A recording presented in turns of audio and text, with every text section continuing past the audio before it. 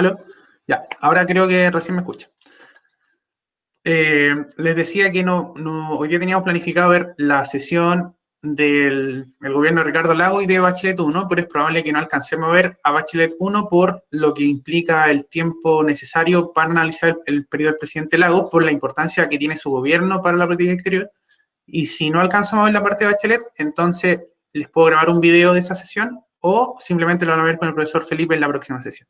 Esta sesión la voy a grabar porque no he grabado ninguna anterior y no tengo tanto tiempo ya a final de semestre para grabarlas todas desde el comienzo.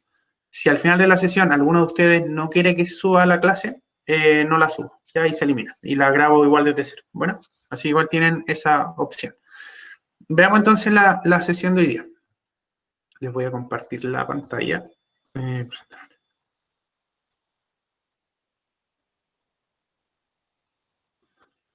Recuerden, cualquier cosa me escriben en el chat o me pueden dejar comentario en la...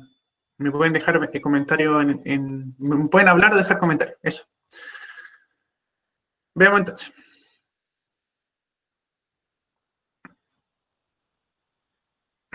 Veamos. Entonces, el presidente Ricardo Lagos gobernó desde marzo del año 2000 hasta marzo del año 2006. Su periodo fue de 6 años de gobierno, al igual que fue el gobierno de Frei Ruiz-Tagle. Ya después de su gobierno, con la reforma que le hace a la Constitución en el 2005, los presidentes solo pueden gobernar durante 4 años, ya que es lo que pasó posterior a él.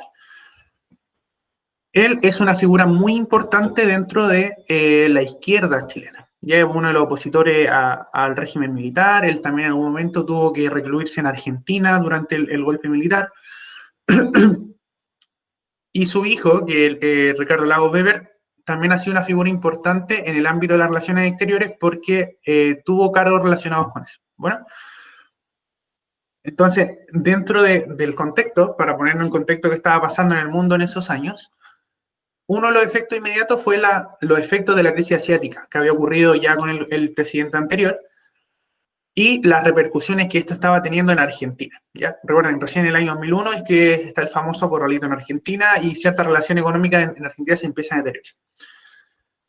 Durante este periodo también va a ocurrir la crisis del gas con los argentinos, ya que los argentinos van a cerrar la llave porque tienen problemas también con los bolivianos.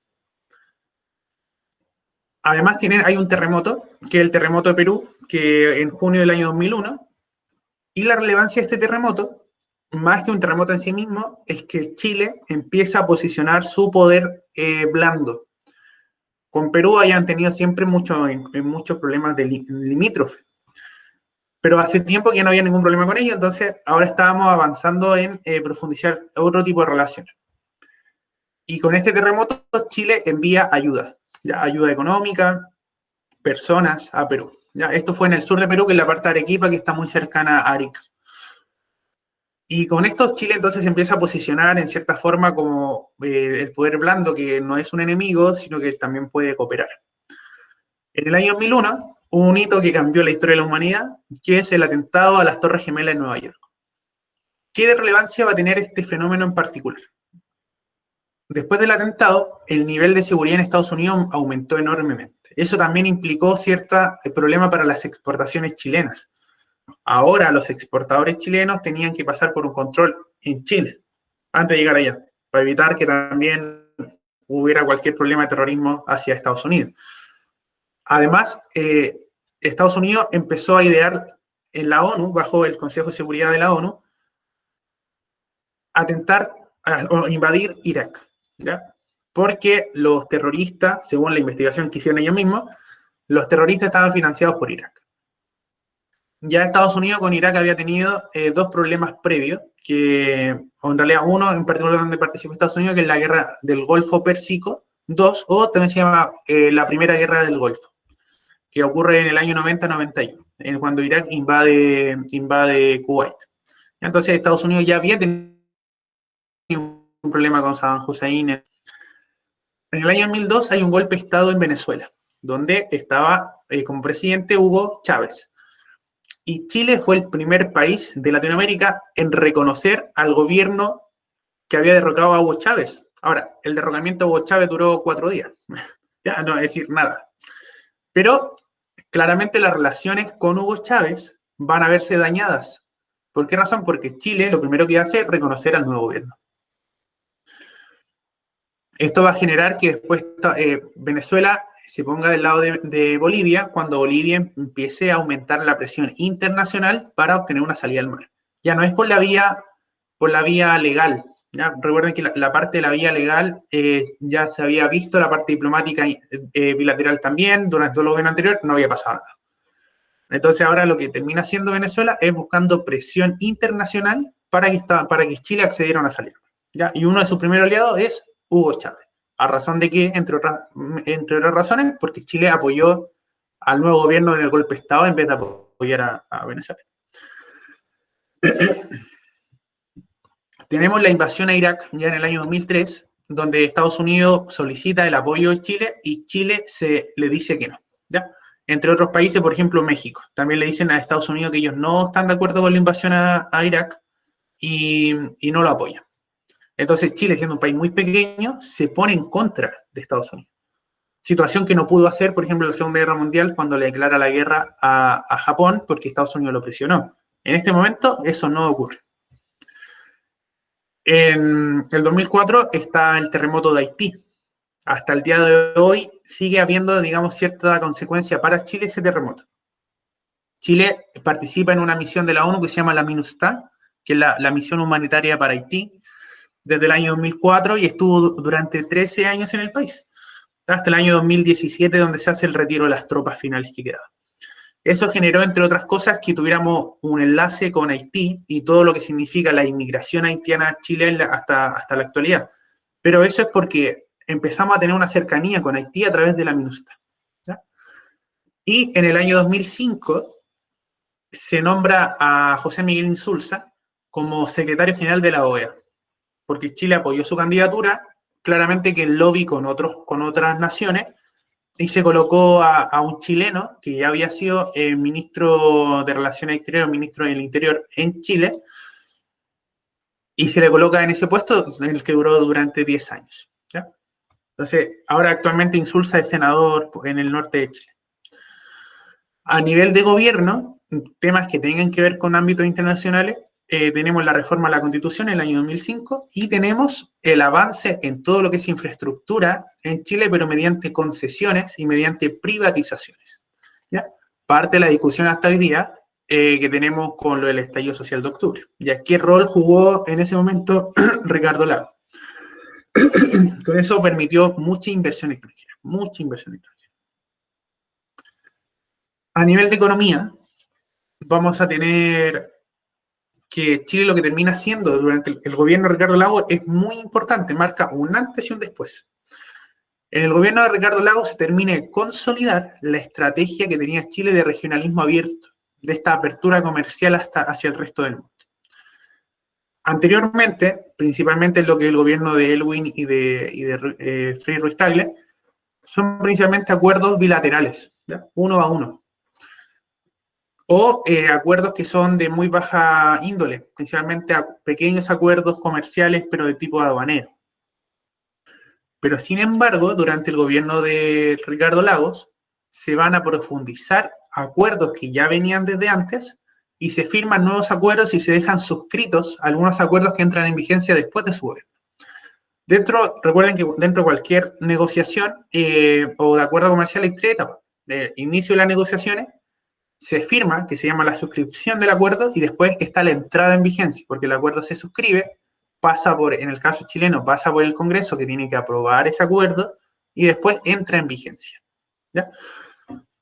Y acá empieza entonces ya no a haber acuerdos de uno a uno, son principalmente acuerdos multilaterales, ya con bloques económicos.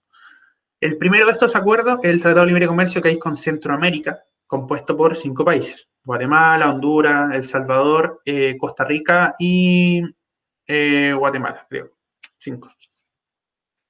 Pero que no entra en vigencia inmediatamente. La primera vigencia es del año 2002, pero la última vigencia es como recién del año 2016. ¿Por qué? Porque además de hacer un acuerdo macro con la Unión Aduanera de Centroamérica, se hizo acuerdos individuales con cada uno de los países. Entonces, el último acuerdo individual fue recién como en el año 2016-2017.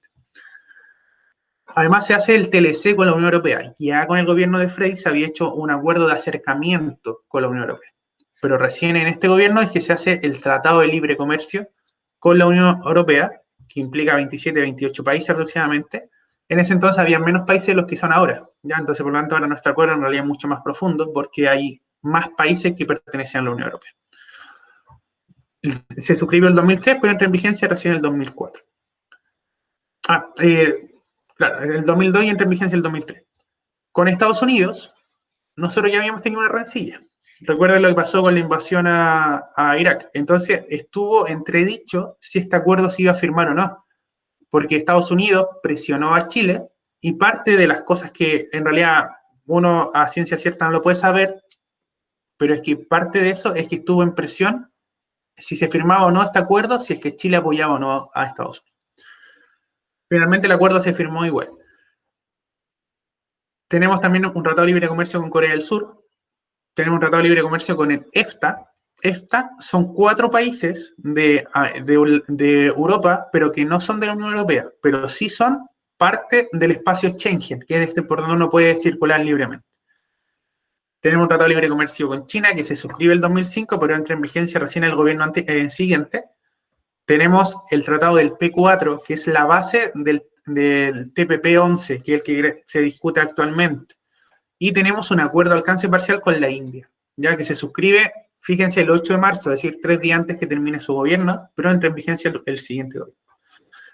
¿Cuál es la importancia de esto? Porque durante su gobierno es que se firman los tratados de libre comercio con las mayores economías del mundo.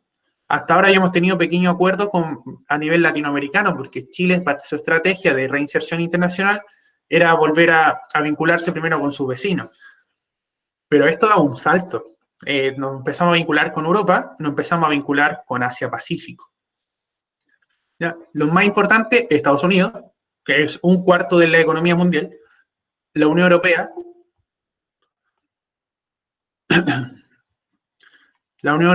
que estamos hablando de casi un 15% de la economía mundial, China, que es otro 15 o 16% de la economía mundial, y con esto entonces son además acuerdos que ya sobrepasan el ámbito netamente aduanero. El acuerdo con Estados Unidos es un acuerdo de segundo nivel, ¿ya? Porque ya no solo se negocian materias de bienes en cuanto a aranceles, sino que también se empiezan a negociar inversión extranjera, protección a la propiedad intelectual, protección del medio ambiente. ¿Ya? Entonces hay otros temas. Y ya con la Unión Europea estamos hablando de un acuerdo de tercer nivel, porque el tercer nivel además estamos incluyendo cooperación. ¿Ya? Ya no intercambio tecnológico, ya no es solamente comerciar, compra y venta, sino que además el desarrollo. Entonces, estos niveles que se alcanzan durante el gobierno de Ricardo Lagos tienen que ver mucho con su personalidad, tienen que ver mucho con su experiencia personal. Todos los tratados que nosotros veamos posterior a Lagos, todo lo que haya hecho Bachelet, todo lo que haya hecho Piñera, no son más que el trabajo que dejó avanzado Ricardo Lagos. Todos los tratados posteriores son o profundización en los tratados anteriores o tratados que en realidad de alguna forma ya estaban negociándose desde mucho antes. ¿Ya? Tratados con Malasia, Indonesia, por ejemplo, Vietnam, Tailandia, son acuerdos que empezaron a desarrollarse ya con Ricardo Lagos. Para que vean un mapa respecto a lo que estamos hablando cuando veamos territorios, tenemos la Unión Europea, que son 27 países de Europa, y tenemos el EFTA, que es la Unión Económica de Europa, que son 4 países, ¿ya? Islandia, Noruega, Suiza y Liechtenstein, que es una economía muy pequeñita que está ahí. Hay economías que no son parte de la Unión Europea, que son más pequeñitas. Andorra, que está ahí en el centro, entre la frontera de España y Francia. Mónaco, que está al sur de Francia. Tenemos San Marino, que es el reino más antiguo del mundo, que todavía sigue en pie, que está en Italia, cerca de la frontera de Italia, está rodeado completamente por Italia, y el Vaticano. ¿Ya? Esos 4 reinos esos 4 países, o que son microestados, no son parte del acuerdo. Y acá hay una zona que es un enclave de Rusia, territorio ruso dentro de lo que la Europa occidental. Por lo tanto, tampoco es conocido. Acá en este caso, Inglaterra o Reino Unido, que está por salirse de la Unión Europea, pero Chile ya suscribió un acuerdo con ellos, por lo tanto, ya no hay problema con eso. Seguimos vinculados en realidad con Europa. Bueno, y estos países acá todavía no son parte de la Unión Europea, pero que están en proceso, igual que Turquía, que está acá. Chile tiene acuerdos con Turquía. Y en realidad es un mapa más para que lo puedan entender también. El mercado común de Centroamérica entonces está compuesto por Guatemala, El Salvador, Honduras, Nicaragua y Costa Rica. Estos 5 países, que en realidad son muy pequeños a nivel internacional, pero sí tienen una plataforma hacia otras naciones, por ejemplo, lo que es el Caribe. Entonces, una entrada al Caribe es Centroamérica. Además hay que considerar que el Centroamérica como tal está el mercado común, pero Centroamérica tiene un sistema mucho más amplio que el sistema integrado de Centroamérica, que además incluye a Belice, que es la economía que está acá, a Panamá, a República Dominicana, que es una isla que está en el Caribe. ¿Ya? Entonces es una plataforma hacia otros lugares también. Por ejemplo, piensen que parte del gas que se está importando a Chile, después de que los argentinos cerraron la llave, es de Trinidad y Tobago, una pequeña isla en el Caribe. ¿Ya?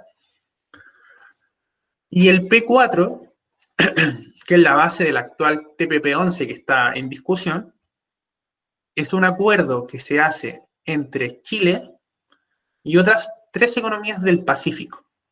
Nueva Zelanda, que está acá, y 2 economías muy pequeñitas, pero que son 3 veces más ricas que Chile, que es el Reino de Brunei, es un reino, tiene un rey, el Reino de Brunei, y Singapur, que es una ciudad que incluso no es más grande que la ciudad de Santiago de Chile, pero que son estados muy, muy ricos, ¿ya?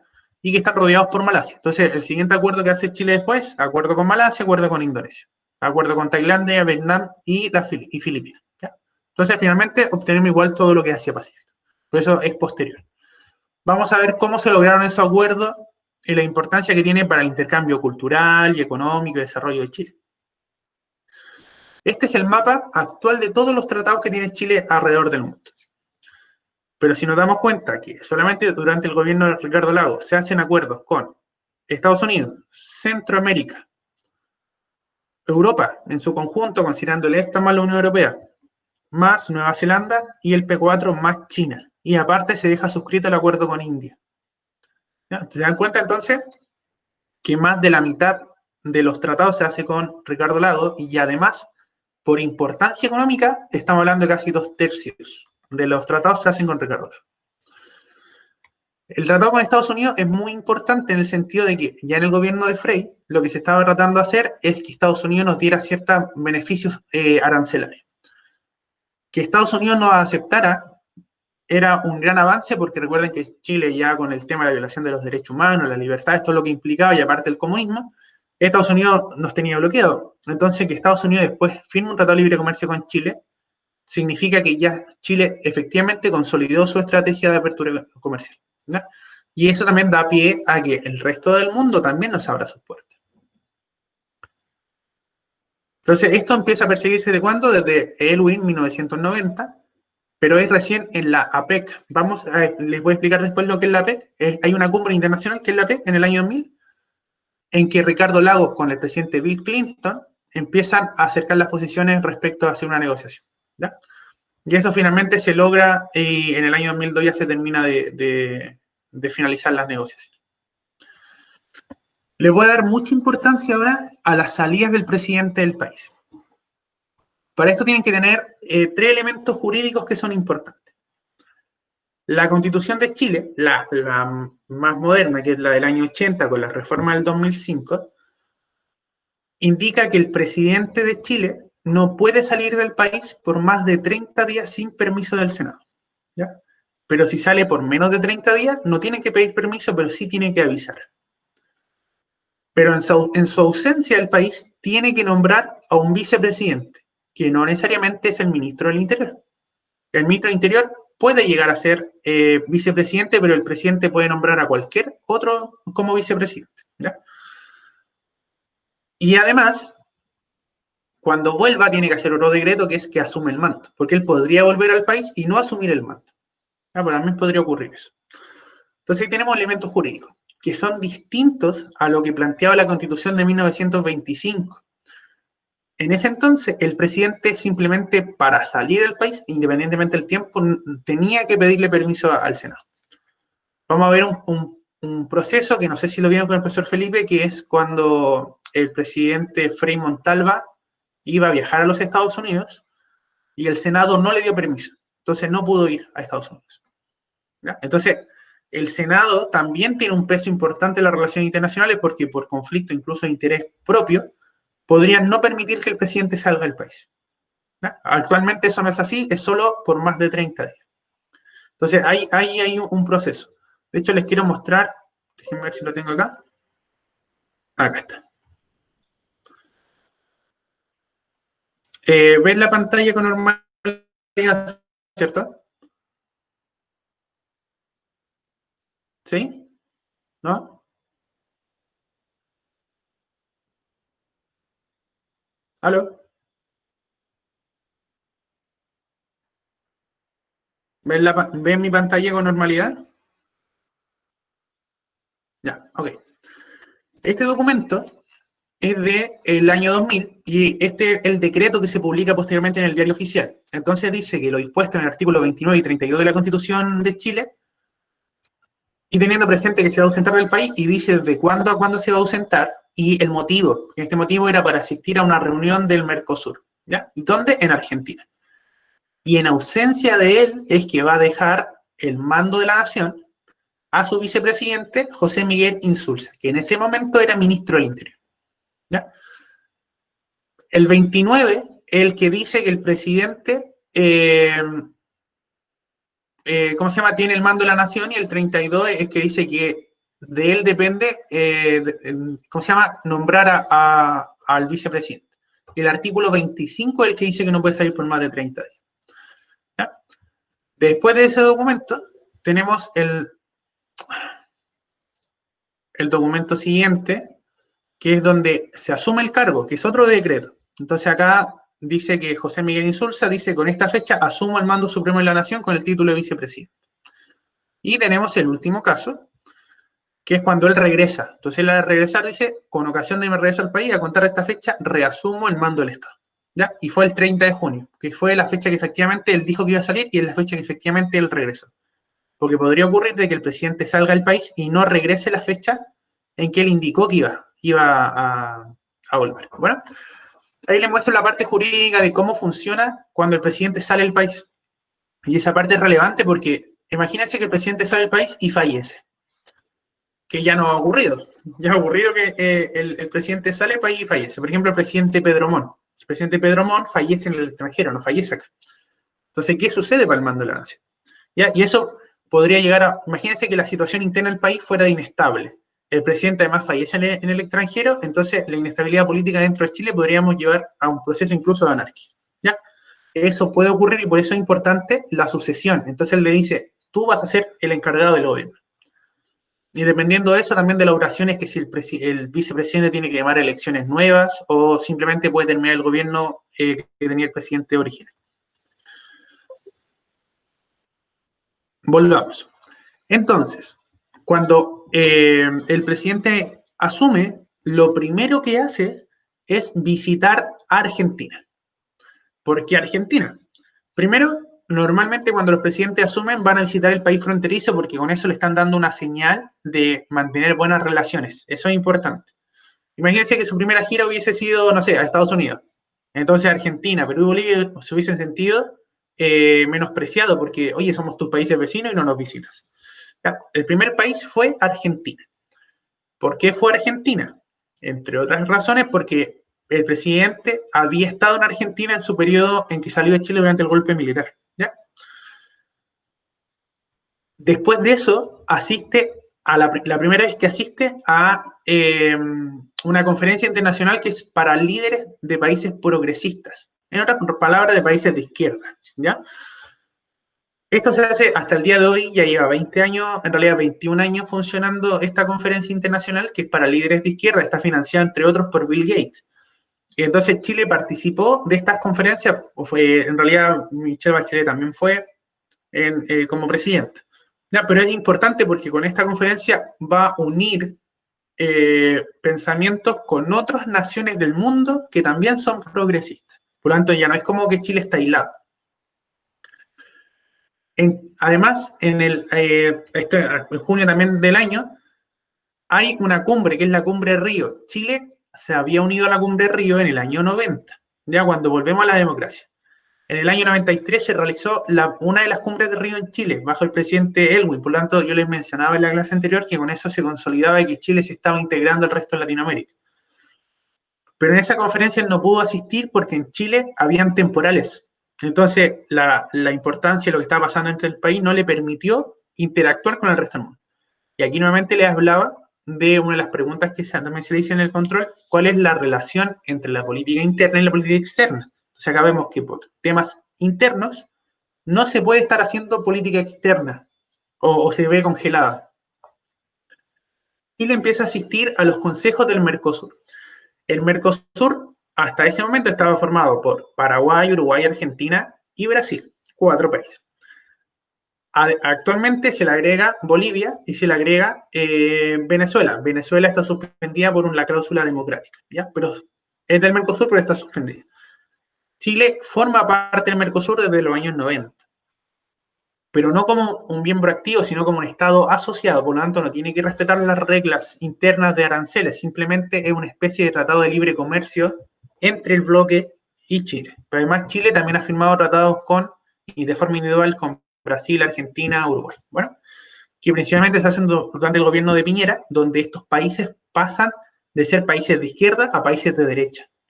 ¿Ya? En Brasil pasamos de Dilma Rousseff a Temer, en Argentina pasamos a Macri y en Uruguay Tavares, creo que el presidente actual, que también es de derecha. ¿Ya?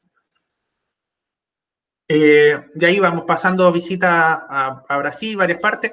Se realiza, esto es importante, se realiza la primera cumbre de presidentes de América del Sur. Esta es la primera vez que los 12 estados independientes de América del Sur se reúnen.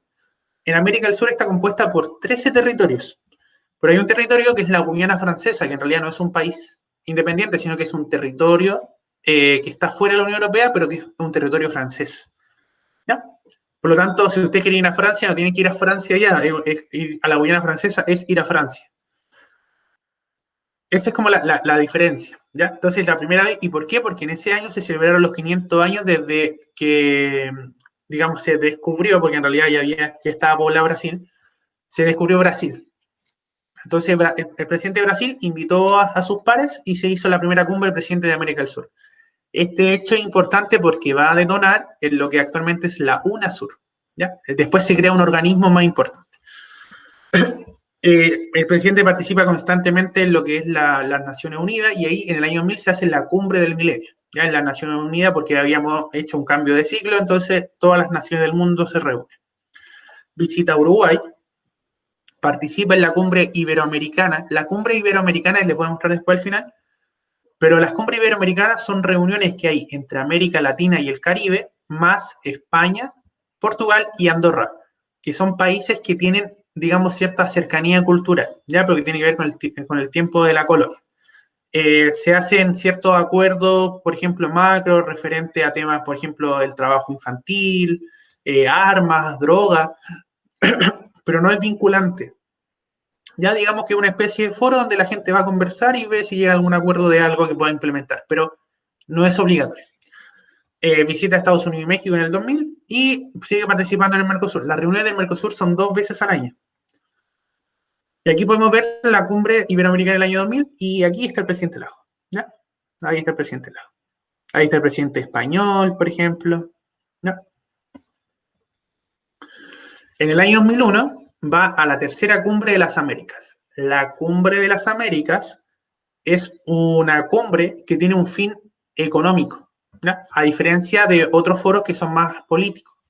En la cumbre de la América lo que se está tratando de hacer es en algún momento crear una zona económica común en toda Latinoamérica, más en realidad dentro de todo el continente americano. ¿Ya? Eso es lo que quieren hacer. Pero en este caso, hasta ahora todavía no se logra. Pero ahí ya era la tercera cumbre en la que participó el presidente.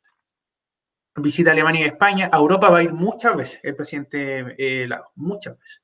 Principalmente por inversionistas extranjeros. Va a ir a buscar capitales, va a ir a vender el país y a decir, vengan, inviertan acá. En telecomunicaciones, en carretera, aeropuertos, en el agua, la luz, todo lo que implicó eso, las privatizaciones también. En Chile se organiza la cumbre número 15 de presidentes del Grupo de Río. Ya, recuerden, el Grupo de Río, que Chile se incorporó en el año 90, en el año 93 ya se había hecho una reunión en Chile. Y ahora era la segunda vez que se hacía una reunión en Chile de la Cumbre de Río. ¿Qué es la Cumbre de Río? Hasta ahora que se apareció varias veces. La Cumbre de Río inicialmente tenía un objetivo político. El Grupo de Río nace a través de otro grupo que se llama el Grupo Contadora. ¿Y por qué nace este grupo? En los años 80, en Centroamérica, los países estaban en guerra. Todos estos países centroamericanos estaban en guerra. Ya Noruega con Costa Rica con Guatemala, Honduras. Había una guerra en Centroamérica. Además, estaba intervenido por Estados Unidos. Era problemática la situación. Entonces, este grupo nace para apoyar una resolución al conflicto. Y se le van agregando otras personas, a otros países, y finalmente terminan siendo el grupo de los 8. Y su objetivo era político, es decir, era traer la paz al continente americano. Ese era su objetivo principal, la paz al continente americano. Así como estaba en América del Sur. En América del Sur lleva con paz muchos siglos, es decir, muchos años, perdón, muchos años. Entonces querían llevar esa paz al resto de América. Y este grupo se empezaron a añadir otros países. Y ahí es cuando se añade Chile, ¿ya? Y este grupo es el que posteriormente, en el año 2010, va a pasar a llamar la CELAC, ya que reúne a todos los países de América, incluyendo el Caribe, pero menos a Estados Unidos y a Canadá. Que es lo maravilloso del sistema, porque deja afuera a aquellos grupos de mayor poder económico y por lo tanto los que iban a tratar de imponer su interés. Y esa es la gran diferencia entre la CELAC y la OEA. La OEA está en todos los países, pero finalmente el que maneja a la OEA es Estados Unidos, porque además la sede de la OEA está en Estados Unidos. En cambio, el Grupo de Río, que después termina siendo la CELAC, ya deja de tener solamente un interés político y empieza a tener un interés económico. Y la CELAC es la que, como organismo que representa a toda Latinoamérica y el Caribe, es que se reúne en reuniones, por ejemplo, con la Liga, con la Unión Europea. Entonces están tratando de, como continente, llegar a acuerdos con la Unión Europea.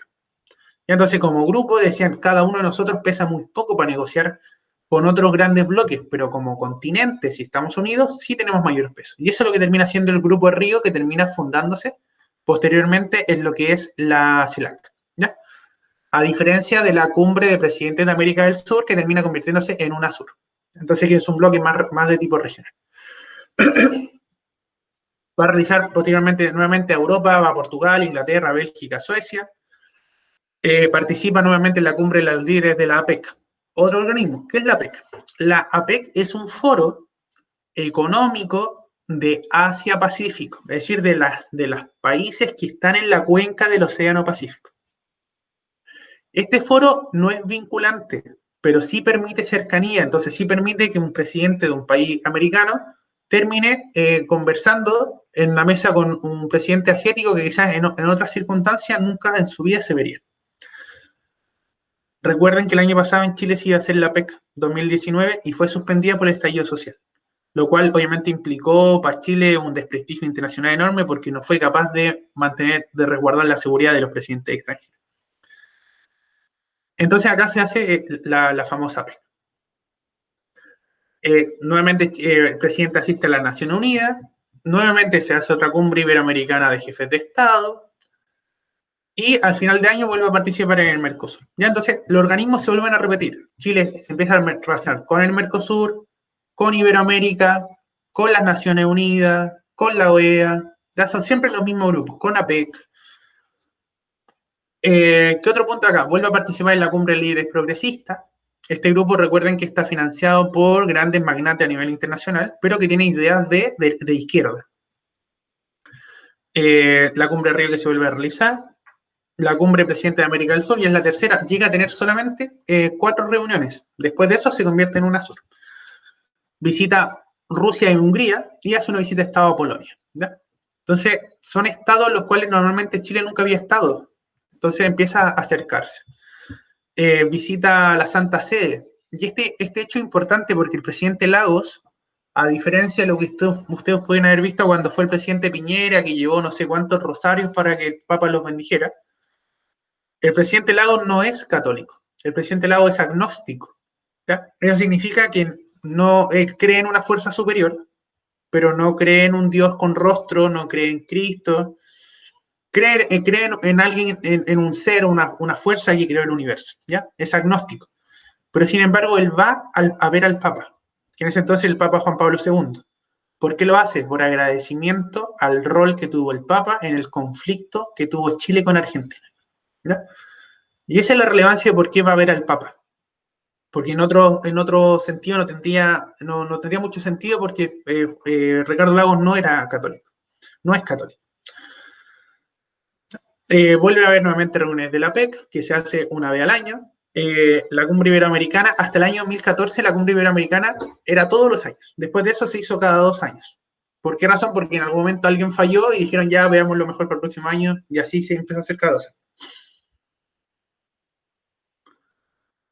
En el año 2003, durante la parte de todos estos procesos, Chile fue invitado a los cambios de mando en varios países. Por ejemplo, este año fue a Brasil y fue a Ecuador, fue a Argentina. Entonces, eso también es una forma de acercar, porque cuando un presidente o va él como persona, o manda a alguien en representación del país a un cambio de mando de otro país de Latinoamérica, le está diciendo yo, como Estado chileno, reconozco a tu nuevo presidente y reconozco que las elecciones en tu país además fueron democráticas y por lo tanto tú eres el legítimo representante de tu país.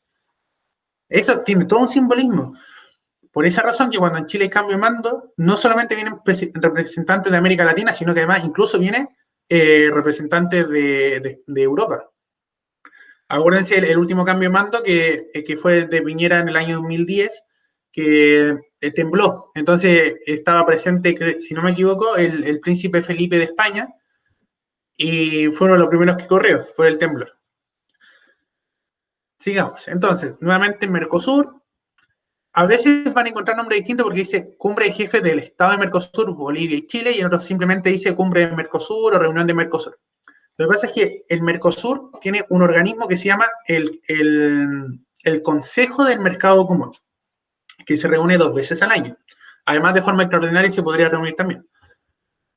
Y en ese momento, como Estado asociado al Mercosur, se le reconocía a Chile y a Bolivia. Pero ¿qué termina pasando? Que dentro de este organismo, que se toman grandes decisiones para el bloque, también hay una reunión de solo presidentes. Entonces, dentro de este como micro reunión, dentro de un contexto más grande, es que los presidentes también toman ciertos acuerdos. ¿Qué es lo importante de esto? Es que finalmente dentro del Consejo es que Chile participa, pero participa con la presencia de su presidente. Porque eso también manda una señal, porque cuando uno manda a un representante y no va el presidente, él le está diciendo al organismo, sabes que quizás no eres tan importante para mí. Pero si manda al presidente, él está diciendo, sí eres importante para mí. ¿Ya? Chile participa en este año en la conferencia de jefes de gobierno de la comunidad anglófona del Caribe. Son todos estos países de habla inglesa, donde Chile participa y con esto empieza a acercarse, por ejemplo, a países como Trinidad y Tobago, ya que es de donde actualmente traemos gas. Nuevamente participa en la cumbre de los líderes progresistas. Esto entonces se va a repetir todos los años en general. Va a los distintos traspasos de mando. Nuevamente tiene con los líderes de la PEC se reúne. Nuevamente con la cumbre iberoamericana. Estas cosas se van repitiendo y lo que es el Mercosur. Acá hay un evento importante que la esposa del presidente estaba enferma, Luisa Durán. Y entonces él pide permiso para ausentarse del país para llevar a su esposa a un tratamiento médico a Estados Unidos. Y obviamente dentro de este contexto que no tiene que ver con temas del país, él igual va a tomar relevancia para temas del país. Y va a Estados Unidos porque también en su cargo de presidente también tiene otra red de contacto. En el año 2004 tenemos nuevamente más de lo mismo en general, pero tenemos ciertos eventos distintos. Por ejemplo, hay una visita de Estado a Croacia, ¿ya? Con el que anteriormente habíamos tenido ciertos conflictos durante la época de Pinochet o Allende, y entonces ahora se hace una visita de Estado. Con esto se acercan posiciones. se hace la tercera cumbre de jefes de Estado de la Unión Europea, América Latina y el Caribe, que eso también es importante. Entonces se van acercando estos dos continentes. Se hace una visita de Estado a Haití en el 2004, pero ya en ese entonces Chile ya había mandado soldados chilenos a la MINUSTAH, a la misión de ayuda humanitaria a Haití. Entonces, ahora, en ese contexto es que hace esta visita. Acá hay un hecho bien relevante, que es el 31 de agosto del 2004. Días antes, creo que como en abril, el presidente de Argentina bajó, en realidad es como que cerró a la mitad la llave del gas. Bajó la cantidad de gas que mandó a Chile. Después de todos los acuerdos, que recuerden que estos acuerdos venían desde antes con Menem, que se había hecho el gasoducto durante la época de Frei Montalva por el tema de la escasez hídrica, entonces necesitábamos generar electricidad a través del gas, todo lo que significó eso. Pero el presidente Kirchner en Argentina va a disminuir la cantidad de importación de gas a Chile. ¿Por qué razón? Porque Bolivia le dice a Argentina, yo voy a empezar a venderte gas porque Argentina empieza a tener problemas para extraer su propio gas, pero yo no quiero que mi gas llegue a Chile. Entonces, Argentina lo que pasa, empieza a exportar no solamente lo que ellos pueden de su propio gas, hasta que llega un momento en que la llave se cierra completa. Pero ese día, durante un solo día, Chile, el presidente despega de Chile, se reúne con el presidente argentino durante 30 minutos a puerta cerrada y se participa en un homenaje a Pablo Neruda, figura importante. Pablo Neruda es una figura de exportación de Chile. Ustedes al lugar del mundo que vayan y digan Pablo Neruda, van a decir chileno. Ya es una forma de identificar a Chile, es Pablo Neruda. Y ese año se cumplían 100 años del natalicio de Pablo Neruda. Y entonces se le estaba haciendo un homenaje en distintas partes.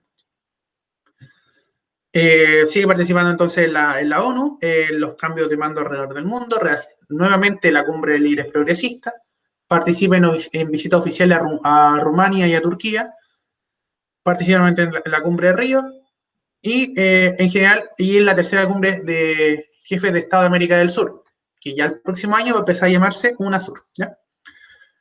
Acá hay un hecho relevante. Durante este año se realiza la APEC en Chile, que es un foro que era para acercar Asia con Asia Pacífico. Y ese año se hace además la cumbre iberoamericana, pero se hace en la misma fecha. Entonces el presidente no puede estar en dos lugares a la vez y además que nosotros éramos anfitriones de la APEC. Entonces, imposible que además el presidente, siendo anfitrión, fuera a otra conferencia. Entonces, ¿a quién manda? Si ustedes ven la foto, manda al expresidente Elwin. Entonces, el expresidente Elwin representa a Chile en la cumbre iberoamericana de ese año que se hace en Costa Rica.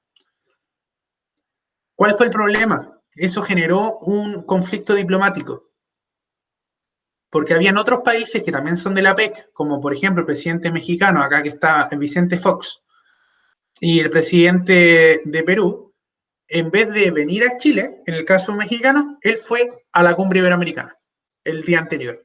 De todos modos, había un solo día que coincidía, pero habían 2 días que eran distintos. Pero entonces con eso le da una señal de que ellos podrían haber hecho la cumbre en otra fecha, la podrían haber desplazado 3 o 4 días, pero no, la hicieron ahí. Entonces con eso le están dando una señal de que para ellos es más importante la cumbre iberoamericana, es decir, acercar a América con Europa, que acercar a América con Asia. ¿Ya? Entonces eso es un mensaje político que se envía en ese momento. ¿Qué otro hecho relevante?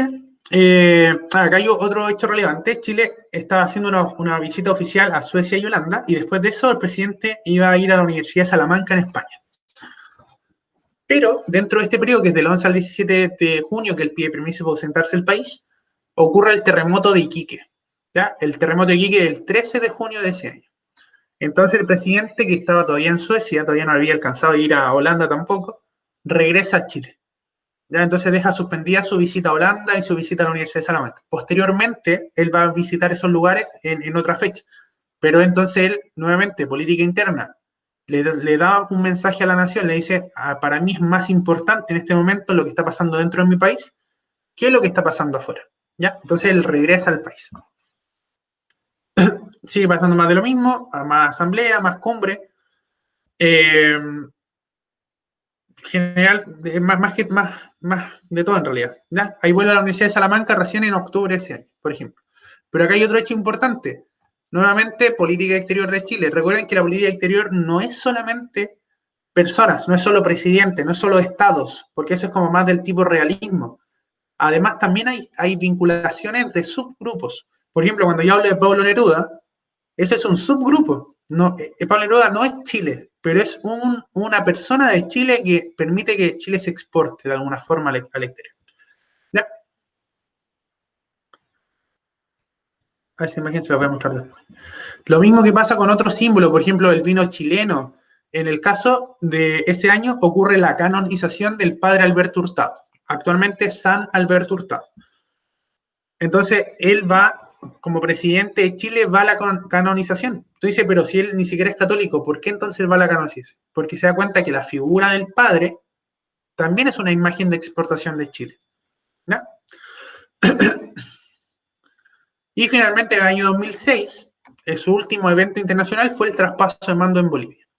Ahora, hay un hecho que es relevante, que déjenme ver dónde lo tengo. Por ejemplo, la visita a Trinidad y Tobago, que la realiza el 2005, eso sienta las bases para el comercio posterior que tenemos actualmente del gas, y asiste al funeral de un presidente boliviano, que se llamaba, ¿dónde lo tengo eso? Me voy a acordar. Acá.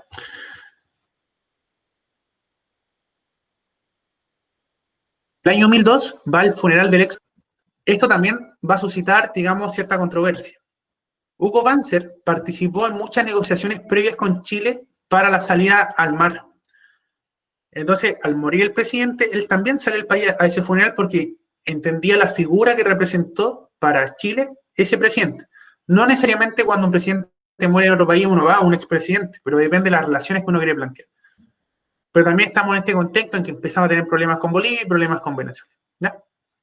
Entonces el presidente del país puede salir, o en general salió, para cumbres, para visitas oficiales de trabajo o visitas de Estado a otros países. Salió también por motivos de cambio de mando y en este caso a un funeral. ¿Ya? Y aparte el caso de Italia, que fue la canonización del padre Alberto Hurtado. Les quiero hacer una pequeña referencia respecto a la diferencia entre visita de Estado, visita de trabajo y visita oficial, porque creo que hasta ahora no se la hemos explicado. Cuando hablamos de visita de Estado, eso ocurre una única vez entre dos países, cuando un presidente va por primera vez y se encuentra con el otro país, con el presidente del otro país. Entonces, cuando Chile va a Argentina y por primera vez se reúne este presidente con este, se llama visita de Estado y tiene todo un protocolo. Pero ahora pensando que nosotros tenemos como presidente al presidente Piñera y Piñera fuera a visitar a Argentina con este presidente actual en Argentina, sería una visita de Estado. Pero cuando Piñera salga y el que tome el mando en Chile va nuevamente a Argentina, pero con el mismo presidente en Argentina, ya no sería visita de Estado, sería visita oficial. Porque ya en algún momento ese presidente ya tuvo un vínculo con Chile durante su reinado. ¿Ya? Entonces sería visita oficial. Una segunda visita, pero con el mismo presidente rigiendo en el otro país, es visita de Estado, visita oficial. Y una visita de trabajo son visitas que se hacen al otro país, pero que no necesariamente estás invitado por el presidente, puedes estar invitado por una universidad, como por ejemplo lo que pasó en el caso de la Universidad de Salamanca en España, o podría estar invitado por un municipio, una alcaldía o un gobernador en particular. Y normalmente además tiene como fin términos económicos de inversión o de cooperación. ¿Ya? Entonces ya no va más allá que la diplomacia simple de acercamiento entre dos países, sino que son misiones de trabajo, es decir, tú vas a conseguir un acuerdo. Entonces son las tres categorías, eso la tienen que tener presente. No es lo mismo visita de Estado que visita oficial o visita de trabajo.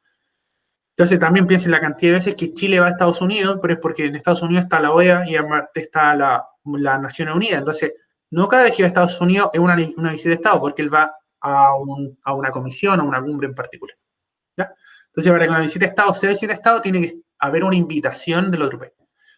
Y ahí también radica la importancia cuando el presidente asiste a los cambios de mando en otro país, porque al asistir al cambio de mando, que le está mandando una señal, también es muy probable que después reciba una invitación formal del presidente para que ese presidente vuelva al país a visitarlo, pero como una visita de Estado. ¿Ya? Tiene entonces toda una vinculación.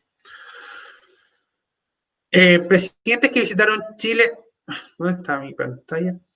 Ahí está. Durante este periodo, además, tenemos visitas de presidente a Chile. Tenemos, por ejemplo, la visita del presidente del gobierno de España, José Rodríguez Zapatero, el presidente de México, que es Vicente Fox, o el presidente de Argentina, que es Kirchner. ¿Ya? No tenemos tantas visitas honorables como en algún momento tuvo Chile, que era Charles de Gaulle o la reina Isabel. Pero estas visitas tienen más que todo un fondo económico. España vino a Chile a, digamos, a sellar ciertos acuerdos de inversión. El presidente mexicano hizo lo mismo y el presidente de Argentina principalmente fue por la controversia respecto al gas. Con eso mandó una señal de que no estamos enemistados con Chile, seguimos siendo países hermanos, pero que hay otras circunstancias que nos superan. ¿Ya? Pero manda una señal también. En las relaciones bilaterales, entonces, vamos a tener problemas con el gas natural respecto a la Argentina, vamos a tener problemas con Evo Morales a través de también el tema del gas, y además Bolivia empieza a aumentar la presión internacional en los foros internacionales para presionar a Chile. Ya sabemos como conclusión de eso es que después incluso de que ahora el fallo de la Haya fue contra Bolivia, Bolivia ha seguido presionando en los foros internacionales porque se da cuenta que la única forma que Chile puede acceder es a través de la presión internacional, pero en realidad por diplomacia, digamos, blanda. La PEC, entonces. La PEC se realizó en Chile el año 2004, que sí iba a volver a ser, recuerden, el 2019, pero se canceló. Fue entre el 20 y el 21 de noviembre del 2004. ¿Ya? Asistieron aproximadamente 21 presidentes del organismo, y que Chile fue la primera vez que tuvo la presidencia del organismo y por lo tanto desarrolló el evento, desde que ingresó en el año 94. ¿Ya? ¿Qué pasó en Chile a nivel interno? Hubieron protestas de grupo anti-neoliberalismo y especialmente en contra de Estados Unidos, porque Estados Unidos ya había iniciado la invasión a Irak y además todavía seguía vigente el embargo a Cuba. Entonces en Chile nosotros tuvimos también una revuelta interna respecto a la PEC 2004. Como imagen llamativa de ese evento van a encontrar esta de acá, que es que a los presidentes extranjeros se les regaló un chamanto. El chamanto es una especie de vestimenta que utiliza normalmente el guaso chileno, pero que a diferencia de un manto normal, este está tejido por los dos lados, por lo tanto tiene dos caras. Entonces tú lo das vuelta y puedes encontrar otros colores. Entonces, presidente Fox, Argentina, tenemos al presidente Putin de Rusia, tenemos al presidente Bush de Irak, tenemos al presidente Toledo de, ¿cómo se llama?, de Perú. Entonces, fue un evento importante y no era la primera vez que Chile además utilizaba el chamanto como un símbolo de exportación. De hecho, después al año siguiente la PEC fue en Perú y Perú imitó lo de Chile y también le regaló manto peruano del altiplano a las personas.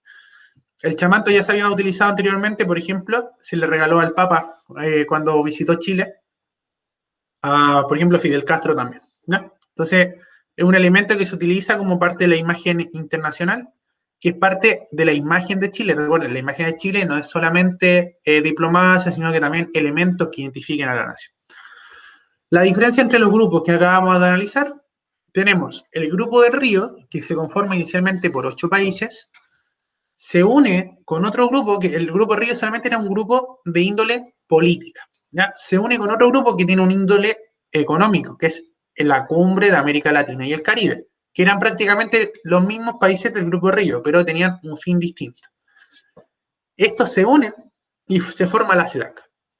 Entonces la CELAC son todos los países de América Latina y el Caribe, menos Estados Unidos y Canadá, y la Guyana Francesa, porque obviamente no es territorio autónomo, ¿ya? Pero están todos los otros países involucrados. Puerto Rico tampoco, porque Puerto Rico es un estado que en realidad pertenece, que es un estado asociado a Estados Unidos. Y o las Islas Vírgenes de Estados Unidos tampoco. Tenemos después la UNASUR, que yo se los menciono en algunas partes como la Cumbre Sudamericana de Líderes de América del Sur, ¿cierto? Cumbre Sudamericana o Cumbre de Líderes de América del Sur, que se hace por primera vez en el año 2000 en conmemoración de los 500 años de Brasil y que en algún momento pasa a llamarse UNASUR, ¿ya? Conformado por todas las naciones de América del Sur, nuevamente menos Guyana Francesa porque no es territorio autónomo, y además podemos ver ciertos grupos. ¿Qué es lo que pretendía UNASUR? UNASUR pretendía en algún momento, para contrapesar lo que estaba haciendo Estados Unidos en lo que era la Cumbre de América, que era hacer una zona común económica dentro de toda América, es que UNASUR que pretendía hacer lo mismo, pero solo dentro de América del Sur. Está conformado por miembros que son del Mercosur, tenemos miembros que son de la comunidad andina, Chile en algún momento también fue de la comunidad andina, y además tenemos miembros que son de la Alianza del Pacífico, como Ecuador, Perú y Chile. ¿Ya? Pero esto fracasó. ¿Por qué fracasó? Porque este grupo funcionó muy bien cuando todos los presidentes de estos estados eran países de izquierda. Pero empezamos a tener que hubieron países que empezaron ya a girar hacia la derecha, como Brasil, Uruguay, Paraguay o Argentina. Y entonces este grupo se empezó a desmembrar. Y lo que hizo el gobierno de Piñera, junto a los países que ahora eran como de derecha, que crearon un nuevo grupo que se llama ProSur. ¿Por qué? Porque los países que quedaron dentro de UNASUR eran los países de izquierda. Y por lo tanto, por un tema político, finalmente este grupo que funcionaba bastante bien se termina separando. ¿Ya? Actualmente UNASUR sigue, los otros países suspendieron su suscripción al acuerdo este y crearon ProSur. Tenemos la Cumbre de las Américas, que es toda América, ¿ya? Aquí pueden separar, esta es la última cumbre que se hizo el año 2018. En realidad el 2020, este año también hay un programa. No sé si se va a hacer por el tema de la pandemia, pero acá podemos ver y pueden separarlo por piensen que a Chile, piensen esto, un organismo internacional, considera que Chile es un país de extrema derecha. Imagínense lo que significa. Tienen países de izquierda y los países de derecha o centro izquierda, ¿ya? Entonces, la Cumbre de las Américas lo que pretende en algún momento es alcanzar una unión económica en todo el continente. Entonces, para que vayan viendo las diferencias. Y finalmente lo que es la Cumbre Iberoamericana, que son países de América Latina que tienen cercanía cultural histórica con Portugal y con España. Pero además de estos países, hay otros países que están postulando, digamos, a asociarse, porque no bastaba solamente con que tuvieran cercanía inmediata, sino que además porque su lengua, la que se hablara en ese país, también fuera o portuguesa o fuera lengua española. Entonces, dentro de África tenemos Guinea Ecuatorial, que es el único país de África que habla español, de donde Chile también importa en este momento petróleo y gas. Y tenemos otros países que se quieren asociar, por ejemplo, lo que es Francia e Italia. Esta es la parte de Marruecos, que en algún momento fue una colonia española, el Sahara Occidental, que es un territorio actualmente sin Dios ni ley, pero que también en algún momento perteneció a España. Tenemos Angola y Mozambique, que son países de habla portuguesa, y tenemos Filipinas, que en algún momento también fue una colonia española. ¿Ya? Y la Guyana francesa, obviamente, por lo de Francia, más otras partes de América de Latina, que sería Haití, que está asociado con habla francesa, y otras pequeñas islas que están ¿cómo se llama? En el Caribe, ¿ya? O un país que ya solicitó formalmente su ingreso es Belice. Belice es un país que se habla principalmente inglés, pero por su cercanía en realidad está rodeado por países hispanohablantes, por lo tanto al final también se quieren asociar al acuerdo. Ya, pero esa era entonces la diferencia. Océano Pacífico, Cumbre Iberoamericana, América con los países de la península ibérica. Entonces todos persiguen un objetivo distinto. ¿Qué vamos a tener acá como gran cambio? Que ya se olvida lo que es el realismo y se empieza a hablar más de constructivismo, más de interdependencia compleja y de globalismo. Ya los países empiezan a relacionar más desde el punto económico, cooperación, etc. Y como pregunta les dejo abierta, ¿qué importancia han tenido las giras presidenciales en el desarrollo económico y comercial de Chile? Bueno, ya con eso llegamos al final de la clase. Somos poquitos como siempre. Y les dejo entonces la presentación en el aula. Les voy a dejar la parte grabada. ¿Están de acuerdo que suba esta parte grabada? ¿Alguien se opone? ¿No? Ya, bueno. Cualquier consulta sobre el ensayo final, de todos modos voy a subir después de esta clase, voy a subir el instructivo, la rúbrica, pero que no tiene más que en 5 a 10 páginas ustedes traten un tema de los que hemos visto respecto a la política exterior de Chile y que puede ser en 3 ámbitos. Uno, que ustedes planteen un ensayo respecto a los desafíos que le esperan a Chile, donde ustedes pensarían que Chile debería trabajar más su política exterior. 2, hacer un análisis de toda la historia de Chile. Es decir, o busquen un periodo en particular. Chile actuó así, o esto detonó en esto otro. hagan un pequeño análisis o análisis comparado de un gobierno con otro, por ejemplo. La diferencia o la similitud entre el gobierno de Frei Montalva versus, por ejemplo, Ricardo Lagos. ¿Ya? Y lo otro es que ustedes analicen solamente un gobierno. Por ejemplo, lo que acabamos de hacer ahora con el presidente Lagos es que ustedes digan, el presidente Lagos en estas visitas logró a través de estas visitas, por ejemplo, consolidar esa relación en este tratado. ¿Ya? Entonces ustedes vean cuál es la relación y cuál es la importancia. En realidad, los temas pueden ser muy diversos, pero son todos enmarcados dentro de lo mismo. No más de 5 a 10 páginas, en realidad muy sencillo, más que todo es para ver si ustedes entendieron la esencia del curso. Bueno, ya, me despido entonces y les voy a subir la rúbrica en un instante, cualquier consulta, entonces a mi correo. Nos vemos.